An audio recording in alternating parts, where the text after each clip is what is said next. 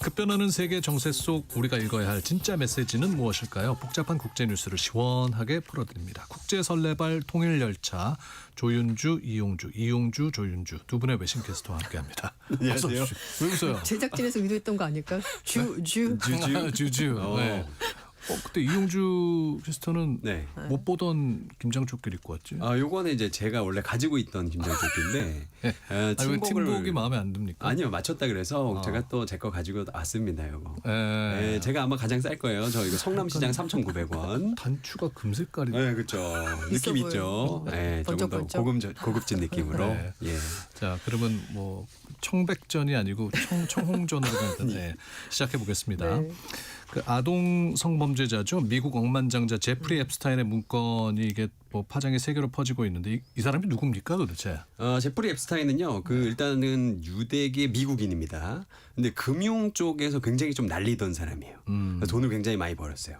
그리고 이제 여자친구가 있었는데 그 여자친구가 그 굉장히 사교계의 그 명인이라 그럴까요? 마당발.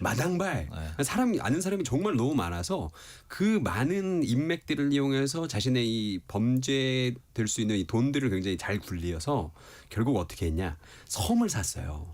그래서 그 섬에 명사들을 막 부릅니다. 그리고 그 안에서 굉장히 더러운 일들을 많이 한 거죠. 아니, 돈도 많다면서 뭘 그렇게 범죄를 저지르고 그래? 그게 핵심인 거죠. 거기에서 그 명사들을 불러서 나쁜 짓들을 막 시키고 그거를 비디오로 찍고 사진을 남기고 그래서 나중에 이거를 협박으로 쓸 수 있는 계기를 만들고 막 그랬습니다. 근데 이게 왜 뭐 논란이 되는 겁니까 지금?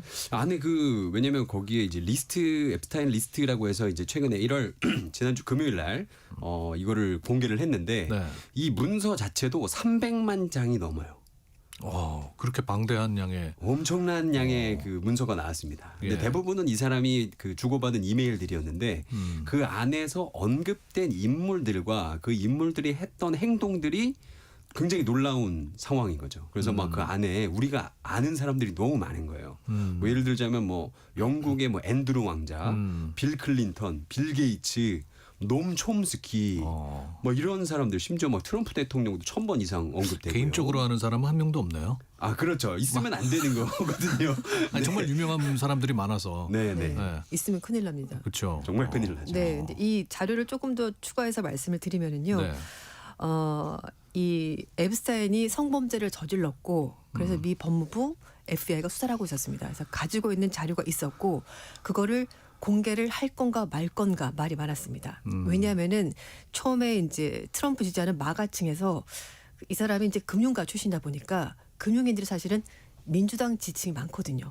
그래서 민주당을 공격할 굉장히 좋은 포인트다. 그러니까 이걸 공개를 하자라고 말했었습니다. 그래서 트럼프 2기 정부 들어서고 나서 폼 밴디 법무장관이 들어서서 이렇게 막 서류 같은 거 들고서는 여기에 뭔가 다 들어있다라고 말을 했었어요. 근데 차일피일 미루면서 공개를 안 했던 겁니다. 그래서 얘기가 나왔던 것이 이게 민주당 인사만 관여된 것이 아니라 혹시 트럼프도? 공화당, 트럼프도 당연히 그전 얘기가 나왔었고요. 그래서 트럼프에게 뭔가 좀 결정적으로 좋지 않은 것이 있지 않냐라는 의혹이 있었고요. 그래서 하원 감독위원회 이게 이제 상설위원회입니다. 우리 뭐 법무부산위원회처럼 똑같이 있는 건데 이거는 주로 그 미국 정부에서 뭔가 예산을 잘못 썼다든지 뭐 부정부패가 있다든지 그건 조사하는 데인데 거기서 앱스타인 관련 자료에 대해서 공개를 해야 된다라고 얘기가 나오면서 결국은 이게 공개가 되면서 12월 말에 그리고 1월 말에 자료가 2차례 공개가 된 겁니다. 그러니까 뭐 앤드루 왕자, 빌 클린턴 전 대통령, 빌 게이츠 뭐 정말 이름만 들어도 다 아는 사람들의 이름이 언급됐는데 하지만 이 문서에 언급됐다고 해서 다 범죄자는 아닌 거죠? 절대 아니죠. 왜냐면은 이 사람이 그냥 자기가 뭐 아는 모든 걸 다 여기다가 적어놓은 느낌이라서 사실은 뭐 단순히 언급되신 분들도 있고 실제로 범죄에 연루된 사람도 있고 이거를 확실하게 좀 구분을 해서 우리가 봐야 될 필요가 있습니다. 뭐 예를 들자면 그 섬이 있다고 말씀드렸잖아요. 그 섬 안에서 일하던 뭐 청소부, 요리사 뭐 이런 분들 이름까지 나와 있어요. 근데 그분들은 범죄랑 전혀 관련이 없잖아요. 심지어 우리나라 그 예전에 고위 공직을 지내셨던 분의 이름도 적혀 있습니다. 근데 그분은 이 섬이 있는지도 몰랐던 상황이기 때문에 그거 뭐 여기 언급이 됐다고 해서 뭐 다 그런 건 뭐 아니라고 보셔야 될 것 같습니다. 네. 그 아까 물어보다 말하는 트럼프 대통령은 여기는 직접적인 연관은 없는 걸로 모르는 겁니까? 친분이 있습니다. 친분이 앱스타인과 있었던 친분은 네, 있는데. 너무 친했어요, 솔직히. 네, 말하라고 아. 이제도 가고 그리고 이제 뭐 파티에도 다니고 이런 사진이 굉장히 많았는데 앱스타인이 성범죄잖아요. 그래서 이 사람이 성범죄를 저지른 것과 연관된 직접적인 단서는 없습니다. 그렇지만 지난번에 공개된 자료 중에 이메일인데요. 거기서 트럼프가 그 소녀들을 알고 있었다. 이 단어 때문에 이 문장 때문에 트럼프가 앱스타인의 성범죄를 알고 있었던 것 아니냐라는 주장이 있는데 트럼프는 또 다른 얘기를 합니다. 뭐냐면 마라라고 리조트에서 이제 파티도 하고 그러면서 앱스타인이 온 거죠. 그 리조트에. 네. 근데 거기가 이제 멤버십으로 운영이 된다고 해요. 그리고 거기서 일하는 그 좀 젊은 여성분들 이런 사람들을 그 말씀드렸던 앱스타인의 공범이자 한때 연인이었던 네. 맥스웰이 빼갔다는 거죠. 여기 있는 아. 직원들 잡고. 그래서 질이 너무 나쁜 사람이어서 나는 그때 관계를 끊었어. 그 뒤로부터 나는 그 사람과 엮인 것이 없어라고 말했습니다만 워낙 사진이 많았었고요. 과거에 친분이 있었던 사실이기 때문에 트럼프가 영국 방문했었을 때 윈저성인가요? 거기 이제 벽면에 앱스타인과 트럼프가 이렇게 다정하게 찍혀 있는 사진을 이제 시위대들이 이렇게 빔으로 쏴가지고 이렇게 친한 사람이었다라고 얘기했습니다. 하지만 일단 지금까지는 결정적인 단서는 나오지 않았습니다. 예. 근데요, 사실은 이 앱스타인 파일이 원래는 650만 페이지 정도 있대요.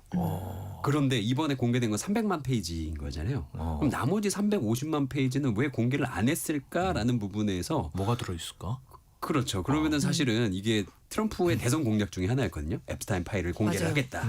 그래서 사람들이 보기에는 그럼 트럼프 진짜 정정당당 명백백한가 보다. 잘못이 없나 보다라고 생각을 하고 지지를 했던 거예요. 근데 정작 대통령이 되고 나서 법무부 장관 자기랑 친한 사람 앉혀놓고 거기 중간에서 이 650만 장의 모든 파일이 다 공개가 되는 걸 반쯤 지금 막고 있는 거 아니냐. 가려서 그렇죠. 내보냈다, 중간에 공개를 필터링이 했다. 된 거 아니냐. 트럼프 대통령 뺀 거 아니냐라는 의혹이 지금 미국 민주당에서 나오고 있습니다. 네. 그리고 이제 자료 공개하는 것이 미 법무부가 권한이 있거든요. 다 공개할 건지 어디까지 공개할 건지 그 권한이 있기 때문에 그래서 이 공개하는 것도 말씀하신 것처럼 650만 페이지 중에 지금 300만 페이지만 공개를 했어요. 그래서 나머지를 왜 공개를 안 하냐 그리고 이걸 왜 순차적으로 공개를 할까라고 했더니 법무부장은 여기에 관련된 여러 피해자들이 있기 때문에 피해자들의 신상 보호 그리고 검토할 부분에 있어서 한꺼번에 공개할 수가 없다라고 말했습니다. 그런데 1월 말에 공개한 그 자료 중에서 그 피해자들 이름이 나와 있는 게 있었어요. 맞아요. 원래 다 지워야 되는데 얼굴은 다 지웠는데 주소, 이름, 뭐 전화번호 같은 이메일 같은 게 그래요? 공개가 되면서 피해자들이 완전히 배신당했다면서 굉장히 분노했습니다. 그러니까 또 그 이름이 올라 있는 빌 게이츠는 네. 지난 4일 현지 시간으로 이제 앱스타인을 알았던 모든 순간을 후회한다라고 또 방송 인터뷰도 했더라고요. 네. 근데 뭐 개인사니까 그렇긴 합니다만 어쨌든 좀 이번에 공개된 자료에서 좀 굉장히 안 좋은 내용이 들어 있었습니다. 너무 안 좋은 내용이 네. 들어있어서 네. 저는 굉장히 크게 실망했어요. 그러니까 네. 뭐 이번에 공개된 문서로 새롭게 알려진 사실들은 어떤 것들이? 예를 들자면 참 이거 공영방송에서 얘기하기 어려운데 그래도 뭐 나온 거니까 제가 용기를 내서 한번 말씀드리겠습니다. 빌 게이츠가 용기를 내셔야 됩니다. 우리 다 괜찮은 거예요? 저 모르겠어요. 그래서 말을 못 하겠는 거예요 지금. 이거 괜찮은 거예요 진짜로. 우리 밖에 이수민 프로서 지금 사색이 됐는데. 아니 근데 이게 하지 말라 했는데요. 공개된 내용이긴 해요. 네. 어쨌든 얘기하자면 어쨌든. 제가 그냥 얘기할게요. 네. 빌 게이츠가 그 섬에 가서 거기에 있는 어린 소녀들과 관계를 맺었대요. 그리고 나서 성병을 얻었다는 거예요. 그래서 그 성병의 치료제를 앱스타인한테 구하는 뭐 이런 이메일 같은 게 나온 거예요. 그러니까 이건 사실 어떻게 보면 빼박인데 그빌 게이츠는 아니라고 하고 자작극이라고 있죠. 그랬죠. 네, 자작극이다라고 그냥 얘기를 하고 있죠. 스스로 그냥 그런 편지를 쓴 것 같다. 함정을 파기 위해서. 그럼 그 지난 인터뷰에서 뭐 그 거기에 대한 사과를 한 게 아니고 네. 그거는 그러니까 후회하지만 조작된 것이다. 네, 친분이 있었던 건 후회하지만 지금 말씀하신 이용주께서 말씀하신 그 내용에 대해서는 자작극이다. 거짓말이다. 근데 또 터무니없다. 그 빌 게이츠 이렇게 전 얘기합니다. 부인은 풀리지 않은 의무는 그 빌 게이츠가 해야 된다. 맞아요. 라고 인터뷰를 하지 얘기를 했거든요. 않았습니까? NPR 네. 방송 인터뷰 했었는데 너무 슬프다고 말했어요. 왜냐하면은 자기도 딸을 키우는 사람이고 그 소녀 생각하면 너무 슬프다 이렇게 말했었습니다. 앱스타인은 사망했죠. 네, 맞습니다. 사망했는데 지금 이렇게 또 문건이 공개되고 그러는 거는 어떤 의미가 있는 겁니까? 그게요. 사실 저희가 최근에 이 캄보디아 관련돼서 그 사람을 피싱해가지고 캄보디아로 사람을 부르고 거기에서 취업을 빙자해서 억지로 노동을 시켰던 이런 일들이 우리나라에서 문제가 됐잖아요. 맞습니다. 이번에 앱스타인 사건이 그거랑 굉장히 비슷한 루트예요. 어린 소녀들을요, 뭐 취업을 시켜준다, 모델을 시켜주겠다, 뭐 이런 식으로 얘기를 해가지고 그 섬으로 부르는 거예요. 근데 정작 그 섬에 가보면 나는 성노동을 하게 되는 이런 구조인 거죠.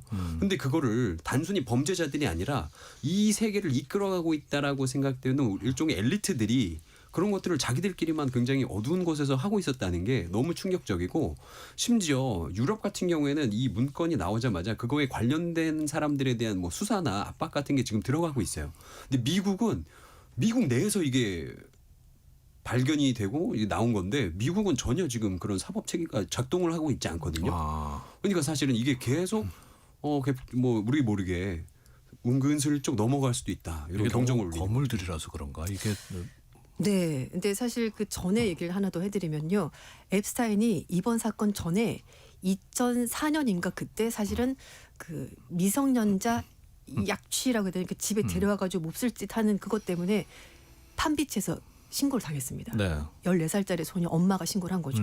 우리 딸이 그 집에 가 있더라. 근데 갔더니 이상한 일이 벌어졌더라. 그래서 신고를 했는데 재판이 진행이 됐어요. 그래서 이제 어떻게 되냐면 유죄를 인정하는 조건으로 그냥 이게 주법에서 끝났고 연방법원을 올라가지 않고 그 주법에서 그냥 해결이 됐고, 그리고 나서는 18개월 징역형 선고 받았는데요. 18개월 다 산 것도 아니고 13개월을 워크 릴리스를 해가지고, 그러니까 이제 이 사람들은 큰 범죄가 아니니까 사회에 복귀해야 된다. 그러니까 일을 할 수 있도록 해주는 거니까 낮 동안은 밖에서 일을 하고요. 뭐 무보수든 보수든 간에 일을 하고 밤이 되면은 구치소에서 자는 방식으로 이렇게 굉장히 관대하게. 네, 해준 겁니다. 그래서 사실은 거의 수감 생활을 안 했다고 해도 과언이 아닐 정도로 그랬는데, 그때 이미 앱스타인은 미국 정계, 뭐 경제계 엄청나게 많은 거물들을 알고 있었거든요. 그렇기 때문에 그런 것 때문에 이게 그냥 유야무야 넘어간 것이 아닐까라고 얘기가 있었습니다. 그런 걸 보면은 제가 그동안 미국이라는 나라에 대해서 잘못 알고 있었던 건지, 아니면 미국이라는 나라는 원래 그랬던 나라였던 건지. 미국 드라마를 좀 많이 본 것 같아요. 저도 그렇고 앵커님도 그렇고. 왜냐면 미국 드라마나 영화 보면 막 정의 막 그런 거 막 목숨 걸잖아, 막 영웅 막 이런 거 아니었던 거예요. 예. 자, 그럼 또 다른 트럼프 얘기로 넘어가 보겠습니다. 지금 뭐 그 이민 단속 정책을 굉장히 강하게 네. 하고 있잖아요. 지금 상황은 어떻습니까? 일단은 뭐 트럼프 대통령이 이번 사태에 대해서 좀 적극적으로 방어를 하는 것 같습니다. 잠깐 설명을 드리면 미네소타주 미니애폴리스에서 한 3주 간격으로 미국 시민이 2명 사망했습니다. 그러니까요. 한 명은 여성, 한 명은 남성인데요. 처음에 여성이 사망하고 나서는 트럼프 대통령이 굉장히 강력하게 그냥 밀어붙였습니다. 저 사람 다 테러범이다. 이런 식으로 얘기했었는데, 두 번째 남성분이 사망하고 나서 이 이민 정책을 반대하는 시위가 미국 전역으로 번졌고요. 그러자 약간 상황이 달라졌습니다. 일단 트럼프 대통령의 국경 차라고 불리는 톰 허먼 백악관 이민자 단속 책임자가 직접 현장에 가서 이민 단속 요원들이 완벽하지 못했다, 실수가 있었다 인정을 했고요. 그러면서 그 다음에 발표한 것이 연방 요원들을 700명 정도 철수하겠다고 밝혔습니다. 그래서 이민세관 단속국 요원 그리고 국경순찰대 포함해서 700명 이제 빼낸다고 하고요. 결국 이제 사태가 너무 심각해지니까 조금 진정시키는 쪽으로 트럼프 대통령이 정책 방향을 잡은 것으로 보입니다. 그 미국 시위하는 뭐 아이스 아웃 네, 그런데 맞아요. 그 이민 IC, 세관 단속국. 단속원들 네, 그 맞습니다. 약자인 네. 거죠.